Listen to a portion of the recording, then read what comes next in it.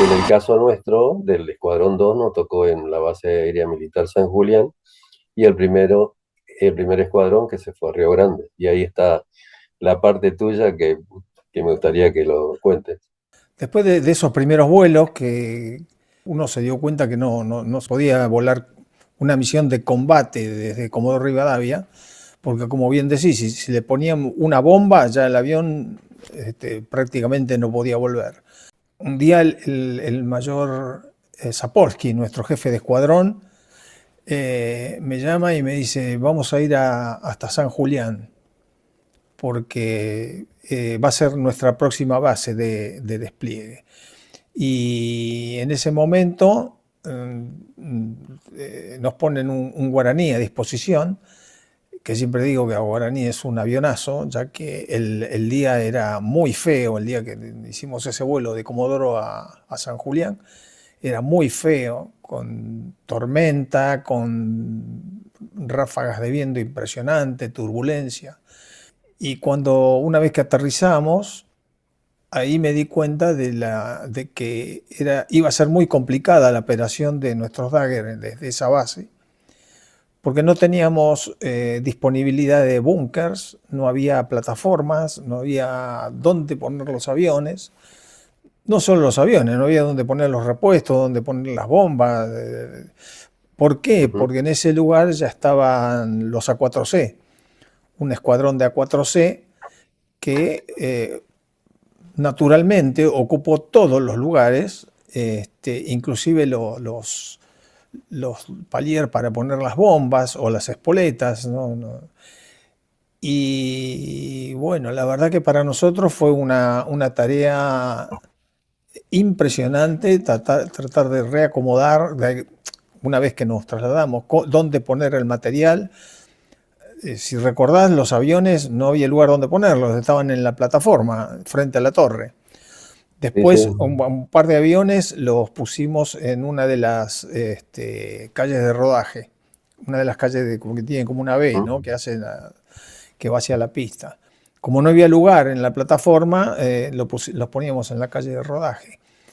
El problema grave era dónde poner la gente, los repuestos, las bombas, las espoletas, que es algo muy delicado. Así que fuimos desparramando las cosas en todo el terreno de la base. Y bueno, y de esa forma, yo todo el tiempo pidiéndole que me dieran carpa para poner la gente, porque ni siquiera teníamos un lugar donde la gente se pudiera abrigar en la espera entre misiones, ¿no? Sí, Eh, sí. y bueno, y que finalmente tuvimos que hacer, hicimos, porque esa es la palabra, las plataformas con paneles que se habían comprado para hacer una pista en la Antártida. Con esos paneles hicimos unas plataformas en las dos cabeceras y, bueno, y ahí finalmente pudimos, digamos, separar los aviones y esa es la parte nuestra, ¿no? Y acá me viene a la memoria el 1 de mayo, pero antes del 1 de mayo tuvimos una acción que fue que los Vulcan venían, de acuerdo al aviso que nos daba Comodoro Rivadavia, donde estaba el Estado Mayor de la Fuerza Aérea Sur, venían los Vulcan a bombardearnos. Entonces había que replegar todo el material aéreo para evitar que fuera destruido. Y eso fue casi a la noche, como a las 19, si mal no recuerdo, aproximadamente, ¿no? Y bueno, y todos ustedes subieron los aviones y se fueron. Y nosotros nos quedamos ahí esperando el bombardeo de los Vulcan, ¿no? Este, y bueno, ahora vos contame, bueno, ustedes se fueron y cómo volvieron, qué pasó, porque es una de las partes más interesantes de nuestro escuadrón esto, ¿no? Sí. Bueno, como contabas vos, ese día 29 de abril, con el anuncio del posible ataque a la base, ordenan sacar todos los aviones, así que todos los aviones eran no solo los M5, sino también los A4C que ya estaban ubicados ahí. Y la otra era que teníamos las frecuencias de la torre, por cuestión de seguridad, se iban cambiando cada tantas horas. Así que en el momento que ya vamos a los aviones, y a mí me toca con, en ese momento, Capitán Díaz, y yo iba como su número 2, para salir de inmediato a Tandil. Cuando estábamos en cabecera, vemos unas luces anticolisión en la cabecera opuesta. Eran A4C que también y querían despegar. Estábamos por despegar de distintas cabeceras. Entonces nosotros estábamos en contacto con la torre. Y le decíamos, ¿hay algo? Entonces ahí nos quedamos esperando hasta que pudieron avisarle a esos dos que le despejaran la pista. Salen de la pista y ahí podemos despegar nosotros. Y en ese despegue me acuerdo que ya al atardecer yo lo alcanzo a ver, despegamos individual por el peso del avión, la cantidad de combustible que llevábamos, y lo veo al avión del Capitán Díaz, que el tubo de chorro, que en ese momento todavía con la postcombustión despegando, que se me fue achicando cada vez más digo yo, la empecé a perder, es decir, se empezó a alejar. Yo digo, bueno, ya en algún momento lo voy a alcanzar, y no se dio, hasta que llegó un momento que entramos en nube, porque estaba nuboso ese día, y a partir de ahí lo perdí. Seguimos en contacto por frecuencia de radio nada más, y así llegamos hasta Tandil, en forma individual. Nos vimos en el barco cuando aterrizamos, y fuimos al bar del grupo aéreo. Y yo agradecí en realidad, porque si bien tenía muy poca documentación para ese vuelo, porque fue todo tan rápido que no tenía muchos elementos. Pero me arreglé con eso, y la otra decía yo, bueno, menos mal que estoy volando solo, porque cuando vuelo en formación, pegado a él, en este caso tenía que ir muy cerca, porque nos tocó todo el vuelo prácticamente en nubes. Y yo cuando entro a nubes, tengo sensación de que hago virajes toneles hacia la izquierda, ¿bien? O sea, que hacen 360 todo el tiempo. Entonces, digo yo, iba a estar el tiempo que volamos en altura, iba a estar haciendo acrobacia todo el tiempo. Así que agradecí eso, volvimos, y le comenté cuando nos encontramos en el bar, y así que bueno, eso fue el día 29. El día 30, que ya estaba en Tandil, que el día 30 la meteorología no nos permitió salir para San Julián el 30 de abril. Así es que volvimos a nuestras casas, y me acuerdo que, bueno, aprovechamos para hacer las compras a la tarde, supermercado, como la bolsita y qué sé yo. Y realmente ese cambio tan brusco de estar preparándonos para la guerra, andar caminando por el centro con la bolsita de compras y viendo a ver qué hacíamos, qué íbamos a comer y demás. Pero mi pensamiento estaba en San Julián, así que con una radio portátil, esa pilita para escuchar las noticias y qué sé yo. Así que bueno, eso el 30. El 1 de mayo amanecimos en nuestros hogares, en el edificio Santa Marina donde vivíamos, y nos pasan a buscar con un micro para llevarnos a la brigada, muy temprano, oscuro todavía. Así es que, bueno, ese día ya la meteorología, según el Gordo Shop, nuestro meteorólogo de esa época, que diariamente nos daba la meteorología para los vuelos, nos da buenas noticias, que ya estaba mejorando.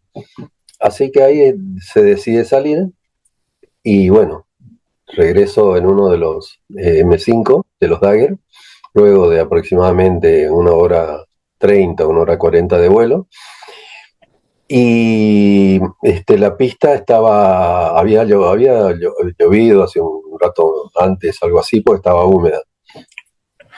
Yo la verdad que con ese tiempo que estuve, que comentaba que estaba haciendo el curso en Buenos Aires, había dejado de volar unos meses. Así es que eso me lo cobró el avión.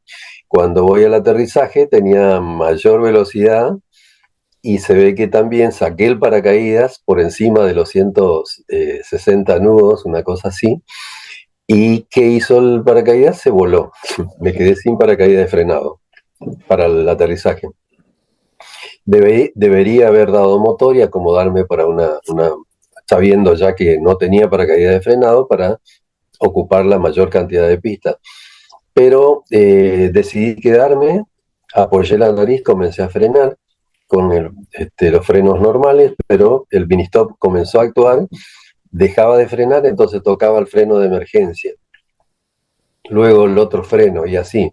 De esa manera me quedé a una laja del final de pista, porque después ya venía barro, piedra y demás. Por suerte el avión lo pude detener y volví a plataforma, y a partir de ahí comenzaron alertas a 3 minutos, y hasta que llegó un momento en que nos hacen bajar del avión para recibir una orden fragmentaria, que las órdenes fragmentarias venían de vía telefónica desde Comodoro Rivadavia, donde estaba la Fuerza Aérea Sur, y era una chicharra que sonaba, y esa, cuando sonaba la chicharra, es porque se venía una orden, ¿no?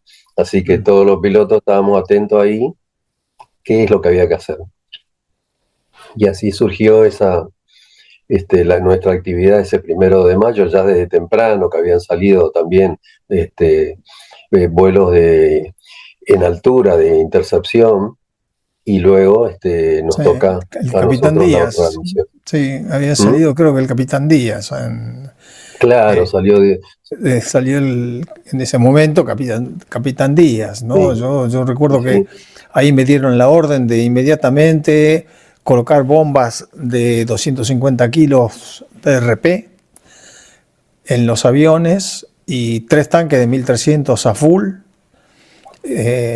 cañones también completos. sí, sí. Y bueno, y ya teníamos listos como siempre, ¿no? Muy rápido. Éramos como un equipo de Fórmula 1. Muy rápidamente teníamos listos los aviones para cualquier salida que apareciera, ¿no? Sí. Y creo que a eso de las 2 de la tarde, más o menos, llega la orden fragmentaria, ¿no? Bueno, seguí contando vos que es la parte más interesante, la tuya. Sí, tal cual. Es cuando llega suena la chicharra, como te decía, de las veces que fuimos recibiendo órdenes fragmentarias, hasta que alrededor de ese horario, alrededor de las 2 de la tarde, llega una orden fragmentaria que decía que a las 16:35 era el punto inicial para un ataque a buques. Decía en ese momento 4 buques que estaban aproximándose a unos 17 kilómetros de Puerto Argentino. Eh, Así es que es la información que teníamos. No teníamos idea de qué tipo de buques, porque no lo sabían tampoco, pero que estaban cañoneando a la costa de temprano y necesitaban el apoyo de la Fuerza Aérea. Así es que bueno, esa escuadrilla fue la escuadrilla Torno, el número 1 en ese momento, capitán Di Meglio, el número 2, primer teniente, teniente Aguirre Faguet, y yo era primer teniente en el segundo año. Así que como número 3. Planificamos el vuelo hasta que tocábamos todos los detalles, hasta lo último, porque la idea era no hablar en vuelo, porque el salir al aire, pulsar el botón para comunicarnos, hacía que los ingleses nos pudieran detectar. Primero, saber que ya estamos en el aire, y segundo, hasta podían saber por lo menos el sector de dónde veníamos. Así es que teníamos que sacarnos todas las dudas antes de ir a volar, ¿no? Así que bueno, se hizo toda esa planificación. Cuando estuvimos listos, a cambiarnos y salimos caminando para los aviones que ya nos tenían asignado. A mí me tocó el Charlie 407, Di Meglio con el 432 y Aguirre Faguet con el 412. Así que bueno, esas 3 máquinas fueron las asignadas para para esa misión. Así que bueno, fuimos para los aviones. Por supuesto, mientras íbamos caminando cuando uno no tiene cosas, digamos, ocupado en cosas para hacer, me venía la duda si estaré de vuelta con este vuelo, si regresaríamos. Y la verdad que eran dudas que teníamos. Pero bueno, una vez llegado a la cabina, acompañado por el mecánico, que siempre teníamos nuestro mecánico que nos acompañaba alrededor del avión para revisar que esté todo en condiciones, no haya pérdida de fluido, que esté las ruedas en condiciones, en general todos los elementos, los tanques de combustible completo, que los dejaban abiertos para que lo viéramos, que estuvieran completos, luego ellos lo cerraban. Bueno, llegamos a la cabina, subiendo a la escalerita, y en el momento que ya me abandonaba el mecánico y cerraba la cúpula, la verdad que me transformaba y ahí sí me dedicaba solamente a pensar en la misión, ¿no? Que era que es lo que teníamos que hacer, y no existía más nada en el exterior. Era mi avión y yo. A partir de ahí era la comunicación con nuestro avión y ver, estar atento a todo lo que ocurría, ¿no? Desde que y poníamos en marcha. Así que bueno, fuimos a cabecera con la verdad que lo que hablábamos hace un ratito hablando de nuestro avión, salíamos casi con peso excepcional de despegue, con 3 inmensos tanques de 1300 cada uno, más todo el combustible interno, más las 2 bombas. Eso sumaba prácticamente, estábamos cerca del peso máximo de despegue, ¿no?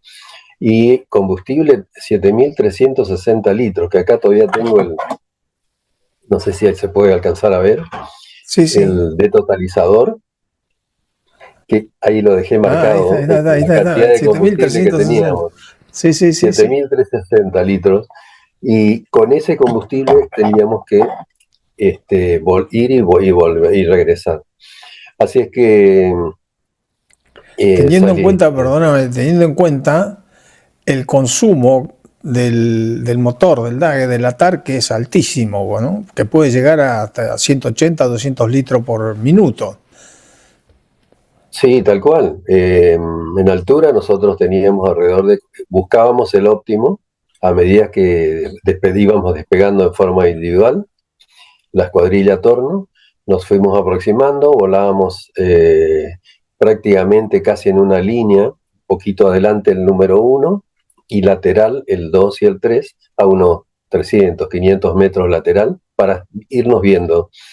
Y nos mirábamos cada tanto.